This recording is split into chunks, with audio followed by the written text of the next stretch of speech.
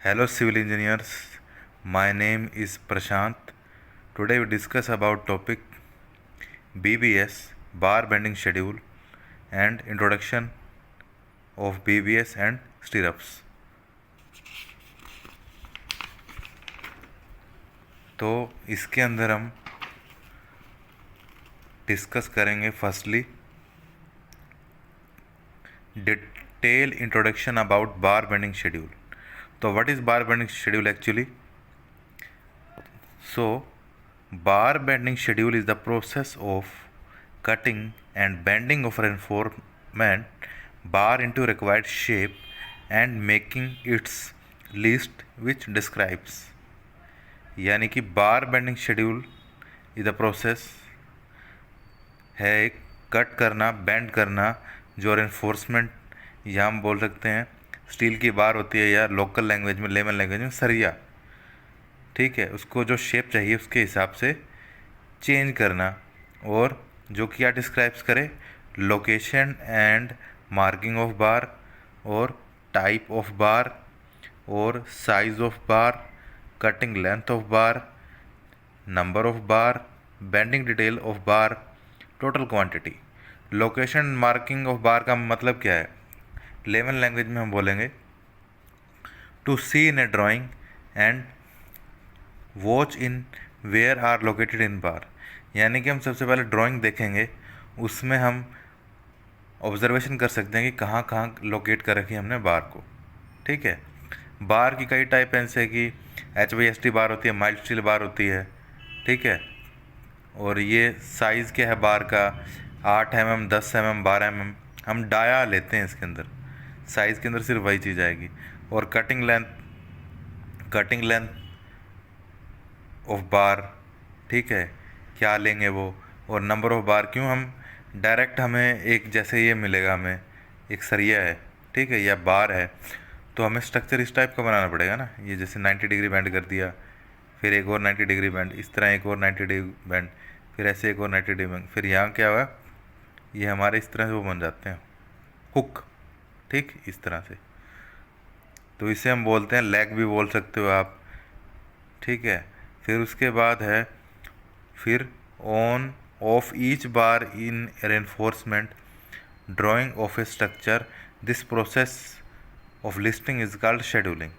यानी कि ड्राइंग के हिसाब से देखना और उसकी पूरी लिस्ट बनाना भी, कौन सी चीज़ कहाँ आएगी, तो ये शेड्यूलिंग है. ठीक है. तो फिर ये हम आगे बताएंगे कि सीरियल नंबर में क्या दिया हुआ है. डिस्क्रिप्शन है F1 फुटिंग का, ठीक है, कैसी शेप ऑफ बार होगी, नंबर ऑफ आइटम हो गया, डाया क्या होगा बार का, नंबर ऑफ बार कितनी होंगी, CL देख पा रहे हो इसमें क्या होता है, कटिंग लेंथ होता है 1 मीटर में, कटिंग लेंथ 2 मीटर में, यही कटिंग लेंथ 3 मीटर में. फिर आगे एरो दिया हुआ है, ये देख पा रहे हो एरो, तो आगे जाएगा तो इसमें लिखा है कि कटिंग लेंथ मीटर में, ये टोटल लेंथ, यूनिट वेट इतना लेते हैं, टोटल वेट सम 8 mm kg में, 10 mm kg में, 12 mm kg में, ये 16 mm kg में, ये सब दे रखा है. ये आपको मैं आगे बताऊंगा, आप इसे वैसे नॉर्मली देख सकते हो. तो उसके बाद जो टॉपिक है ये कि detail information about bar bending schedule. तो why steel is used as reinforcement bar. क्यों यूज़ करते हैं भाई स्टील? टाइटेनियम भी यूज़ कर सकते हैं, वुड भी यूज़ कर सकते हैं. Coefficient of thermal expansion characteristic similar to concrete. ये इसलिए यूज़ करते हैं क्योंकि कंक्रीट कंप्रेशन पे काम वर्क करता है, ठीक है, और हमारा जो बार है वो टेंसाइल पे वर्क करता है. और क्या होगा कि इसमें जैसे ही मान लो एक्सपेंड होगा कंक्रीट, तो ये हमारा इन्फोर्समेंट बार भी एक्सपेंड होगा. अगर वो कॉन्ट्रैक्ट होगा तो ये भी कॉन्ट्रैक्ट होगा. और क्यों है? क्योंकि इनका थर्मल एक्सपेंशन एग्जैक्टली सिमिलर ही होता है. तो 3.0 समथिंग कुछ होता है इसका, ठीक है, इतना ही कंक्रीट का होता है, इतना ही हमारा रेनफोर्समेंट बार का आएगा. एक as concrete is weak in tension so as to develop tensile strength of structure steel is used. जो आपको पहले बताया मैंने अभी. Good strength of for economic design of RCC structure, good gripping and bonding with concrete. For example अगर हम कोई और स्ट्रक्चर यूज़ करें, फॉर एग्जांपल ये कोई हमारा मतलब कि पेन है, पेन मान लो इसे आप, ठीक है। तो इसको अगर मान लो मैं यहाँ से पकड़ता हूँ इधर से, ठीक है, मैंने एक ऐसे ग्रिप किया हुआ है यूँ, तो इधर से कोई मान लो इसको खींचेगा यहाँ से इस पेन को, तो वो अगर यहाँ मतलब कि प्लेन सरफेस है तो इस ये खींच जाएगा। फॉर एग्जांपल यहाँ क्या है, टाइटली है और यहाँ कोई प्लेन सरफेस नहीं है, यानी किसी भी तरह कोई ऑयल या शाइनिंग नहीं है, तो ये इजीली नहीं निकल पाएगा। तो इसी वजह से गुड ग्रिपिंग और गुड बॉन्डिंग विद कंक्रीट, ठीक है। तो गुड रेजिस्टेंस अगेंस्ट कोरोजन। तो कोरोजन क्या होता है, एक तो कोरोजन का मतलब होता है लास्ट स्टेज होती है, ठीक है, कोरोजन होती है लास्ट स्टेज। मतलब कि सरिया पूरी तरीके से जो हमारा बार है, रेनफोर्समेंट बार, वो कम्प्लीटली डिस्ट्रॉय हो जाता है, ठीक है। तो फिर है good band ability for providing required shape, यानी कि आप इसको किसी भी शेप में बैंड कर सकते हो, ये अच्छे तरीके से जिस भी शेप में आप बैंड करना चाहो उस शेप में बैंड हो जाएगा, ठीक है। फिर आपको ये मैं दिखाऊंगा, जो ये सरिया देख रहे हो ना आप, दो टाइप के दिखा रखे हैं इसमें, देखो बार जो होती है हमारी, ये बार्स हैं, प्लेन बार। प्लेन बार पे किसी भी तरह का ये है ना रिब्स, ये नहीं होंगे, ये आप देख पा रहे हो इस टाइप की शेप है रिब्स की, ठीक है। और ये लग्स, यानी कि स्ट्रेट लाइन जो है इसे लग्स बोलेंगे, ठीक है, ऐसे टाइप की जो बार डायग्राम बना रखे हैं ना, इसमें दिख रहा होगा आपको। उसके बाद है टाइप ऑफ रेनफोर्समेंट बार, तो FE250 प्लेन बार, ठीक है, 250। तो इसमें किसी भी तरह का ना कोई रिब्स नहीं होगा, ना कोई लग्स होगा, ठीक है। सिंपल प्लेन होगी, जैसे आपने कोई पेन देखा होगा बिल्कुल प्लेन, जैसे कि ये है, इसे हम प्लेन बार ही बोलेंगे। इसे आप इमेजिन कर लो कि रेनफोर्समेंट बार है, ठीक है। तो फिर इसके ये ग्रेड होते हैं FE250, ठीक है। और spacing between two ribs is 10 mm, यानी कि इनके बीच में जो स्पेसिंग होगी ना, ये रिब्स हैं ये वाली, 10 mm है। आगे डिफॉर्म्ड बार। डिफॉर्म्ड बार कौन सी, माइल्ड स्टील बार बोल सकते हो आप, HYST बार बोल सकते हो, ठीक है। FE415 ये ग्रेड्स हैं, 500 ये भी ग्रेड्स हैं, FE550 ये भी ग्रेड है, और FE550D भी ग्रेड है। मेनली जो हमारा थ्योरी के हिसाब से बताऊं, जो हमारा सिविल इंजीनियरिंग के अंदर स्टडी करते हैं कि डिफॉर्म्ड बार का मतलब क्या है, माइल्ड स्टील को ही क्यों लेते हैं। माइल्ड स्टील को इसलिए लेते हैं, फॉर एग्जांपल ये क्या होगा, ये जो हमारा जो ग्राफ आता है ना माइल्ड स्टील का, ये ऐसे आएगा, पहले तो ये जाएगा बिल्कुल स्ट्रेट, ठीक, यानी कि ये बिल्कुल स्ट्रेट लाइन, ये थोड़ी टेढ़ी आ रही लाइन, बिल्कुल स्ट्रेट ऐसे, ठीक है।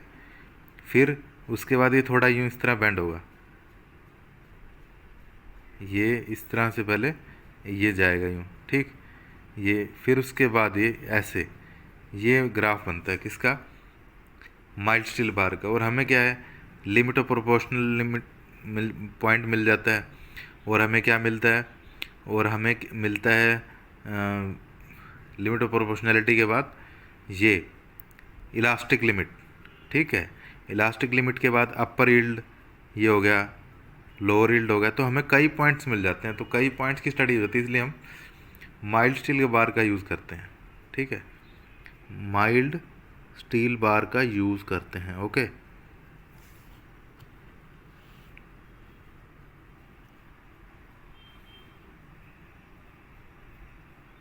सो ये था इसके बारे में।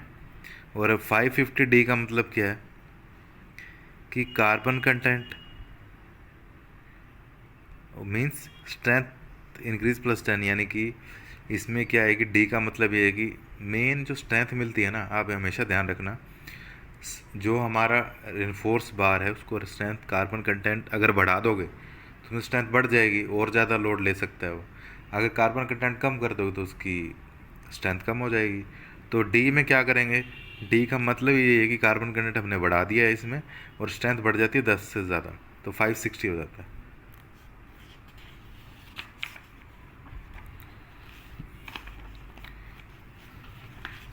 फिर ये है हमारा ये है बैंड डिडक्शन एंड वैल्यूज।